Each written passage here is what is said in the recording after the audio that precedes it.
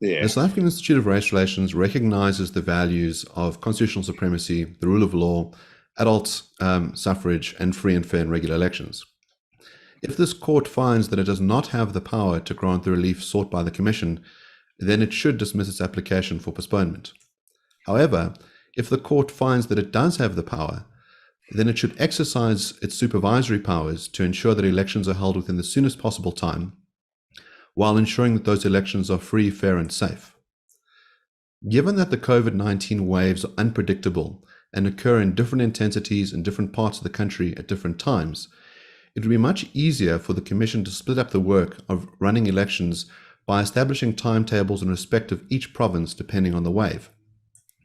This would empower the Commission to run elections in provinces that have lower active cases, while waiting for waves in other provinces to subside.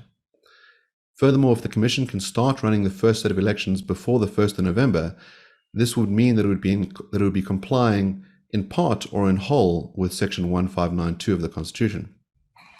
As Archbishop Tutu has said, the way to eat an elephant is one bite at a time. And what we propose is a method to make it easier for the Commission to comply with its constitutional obligations.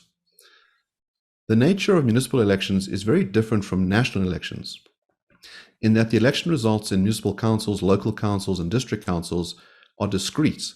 They have no cumulative effect, meaning that the election outcomes in one municipality are independent of outcomes in different municipalities. This is different from a national election where the public are voting for members of parliament who will then ultimately vote for one president. Here, the elections are quite discrete. And furthermore, the Commission already appears to plan its elections on a provincial basis. If we look through their submission to the Moseneke inquiry, it's evident that their planning is done on a province-by-province basis, how many electoral offers they set out, how many radio stations they're going to run ads in. Therefore, the first respondent, being the COGTA Minister, should be authorized to proclaim election dates for all municipal councils on separate occasions so that the election can proceed on a staggered basis in each province, and the Commission should be ordered to conduct the election on the same basis. Justice Moseneke in his report states that the local government elections in effect involve 4,725 separate elections, and that the holding of a general election involves probably the single largest mobilization of citizens in the Republic on a particular day.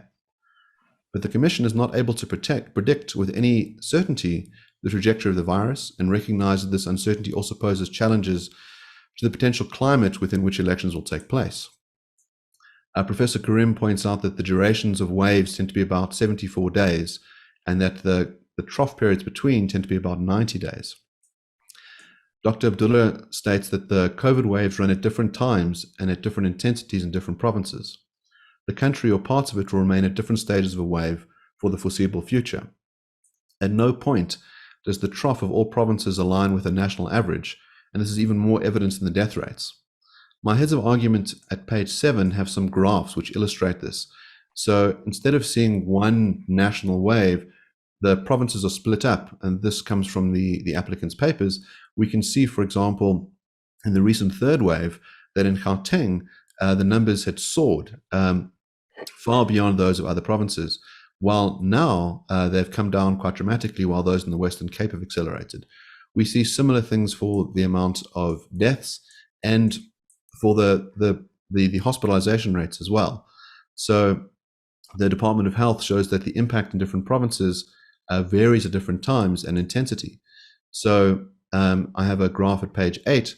On the left, it shows that the hospitalizations in the Eastern Cape, Gauteng, KwaZulu-Natal, and the Western Cape number in the thousands. The left axis goes up to 7,000 hospitalizations. But the lower burden provinces, being the remaining provinces, that number's in the hundreds. So the situation is not the same throughout the country at the same time. It very much depends on the particular province. There is then a heat map, which I include, which shows how at different provinces at different times, the pandemic can be more severe. So keeping this in mind is quite important. The Commission themselves say that the Minister of Health stated publicly that although COVID-19 cases were down in Gauteng, South Africa is still in its third wave. He explained the position was like a relay race. As cases go down in one province, they take over in another. And the ANC state that all of the medical experts that made submissions to the Moseneko inquiry agree that it is not possible to predict what the pandemic will look like in October in South Africa, let alone the provinces and districts.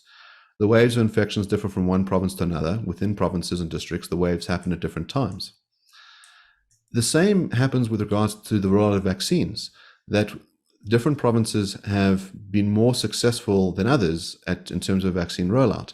So we know that by the 10th of August, Gauteng had administered over 1.7 million vaccines, while the Northern Cape had administered less than 150,000.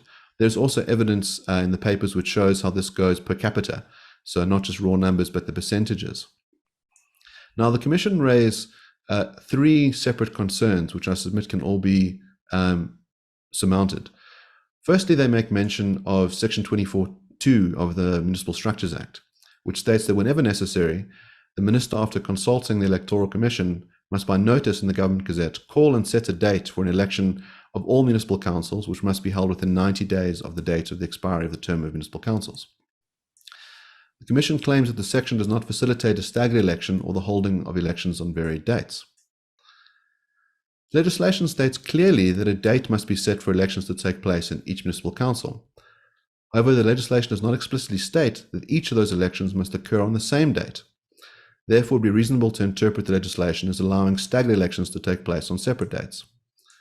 Secondly, the legislation is explicit that these elections are to take place within the 90 days of the expiry of the term of municipal councils. Now, for the Commission's application to succeed, this court needs to find a way of overcoming this legislative hurdle. And if necessary, this court could use the same means to overcome the alleged hurdle of all municipal councils having to take place on the same date. It should also be noted that the IFP and CASAC suggest spreading the election out over 3 days, which would reduce the COVID risks. The Commission claims that it would need to alert the public about staggered election dates, and this would be difficult. They admit that it would not be impossible, and they say that it could be expensive. But it is clear from the Commission's planning of the elections that it runs radio campaigns on a provincial basis. It would be rather simple to tailor its message about the forthcoming elections to the particular province that it's running its campaign in. The minor inconvenience of this approach must be compared to the genuine possibility of gearing the whole country up for one election date, and then having to retract that date because there has been a surge of COVID in some part of the country, making a nationwide simultaneous election unsafe. The Commission then claimed that the usual practice has been to declare public holidays on election day, and that a staggered election would be disruptive to normal business activities because more days would need to be declared. But there are three simple solutions to this problem. First, instead of declaring a single national public holiday, multiple provincial public holidays could be declared on the proposed election days. So while some provinces are busy voting, those in other provinces would continue working. Second, it may be possible to cluster some provinces together so the elections for those provinces are held on the same day. This would limit the number of public holidays that need to be declared. And third, voting could take place on weekends, so there'd be no need to declare public holidays. It should also be noted that when municipal elections were held in South Africa in 95 and 96, the elections were held on the 1st of November 1995 in most of the country, but delayed to the 29th of May 1996 and the 26th of June 1996 for the Western Cape and KwaZulu-Natal respectively, because there was a dispute about demarcation lines. So if it is possible to do this at the dawn of our democracy, then it is possible to do it in the time of the pandemic. There is also the chilling concern that this court will be faced with further requests for a postponement. Now, the Commission has asked for February, the ANC for April, and the IFP for the 26th of May. In Zondi, this court has held that it has the power to vary the period of suspension of a declaration of invalidity if it is just and equitable to do so based on new circumstances that may arrive. And the DA state that it is likely and at least possible that the Commission will be back in front of this court in December or January asking for it to again postpone the elections because there is a surge of new cases or a new variant or failures in the vaccine rollout. Mr. Trengrove has suggested that we would reach 70% vaccination by February because this is what is hoped for by the Department of Health. But throughout the vaccine rollout, there have been innumerate delays. And so that is a genuine possibility. Your 10 minutes is up. That is 10 minutes of your address without interruption. You still do have 10 minutes if you have points that are not a repetition. Yes. Yes, thank you. Freedom and the law state that in the matters of Calm and Machlope, the Commission had asked for extensions after this court had set out deadlines for compliance, and the Moseneke report warns of the dangers of postponing the elections for too lengthy a time. The report says that many stakeholders in their submissions drew attention to the governance devastation to be found within the ranks of most municipalities in our country. They rightly pressed that the current municipal council should not be given one more day in office if citizens are to be spared more bouts of unaccountable government, inept and dishonest financial accounting, and downright failures to observe the law that governs municipalities. The consequence of this has been repeated service delivery protests in the face of dysfunction and totally inept municipal councils. Some have argued that deferment may encourage or initiate a slippery slope that may undermine the democratic project. We think this is from the Moseneke report. We think this argument has considerable force. Only the most compelling of reasons should justify the deferment of a term of election set in supreme law and other law of this country.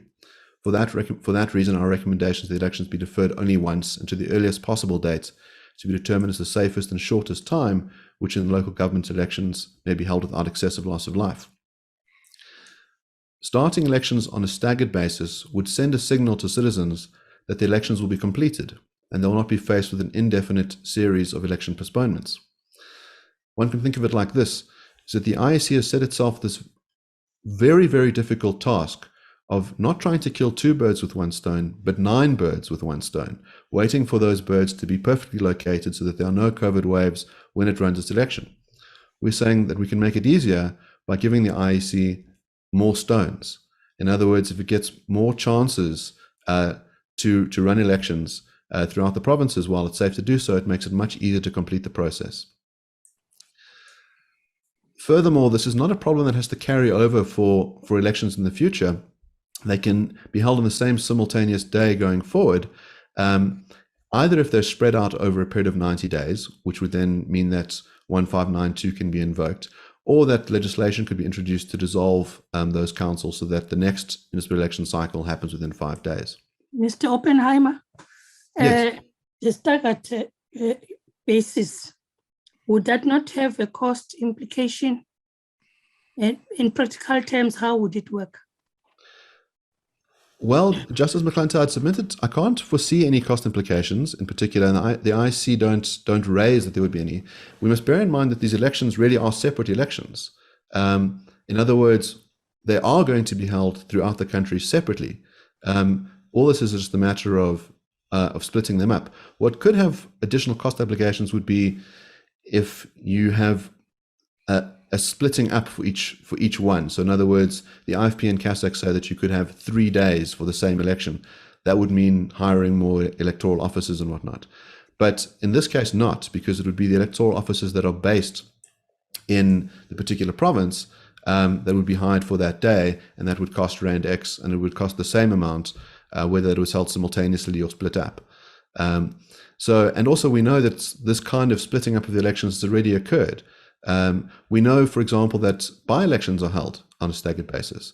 In other words, it becomes necessary at some points in time to hold elections in certain parts of the countries because there's a need for a by-election. So we already have a system which doesn't require simultaneous elections all the time.